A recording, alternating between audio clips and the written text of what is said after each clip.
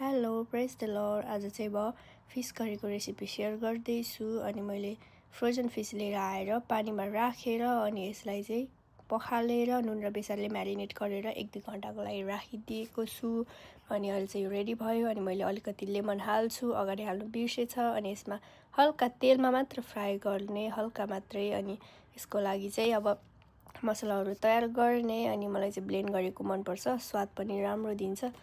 अनि त्यसपछि यसरी तेलमा फ्राई गर्ने मसला 5 मिनटको लागि, त्यतिन्जेल यो मसलाहरू पनि तयार गर्ने। अनि यसलाई पनि हालिदिने, भुट्ने।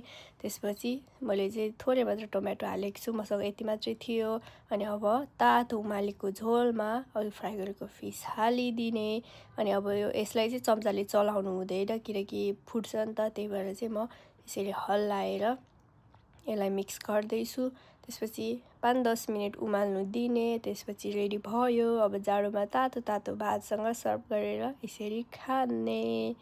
वाउ, टेङ एकदमै मिठो भएको थियो है। यो रेसिपी चाहिँ एकदम बेस्ट।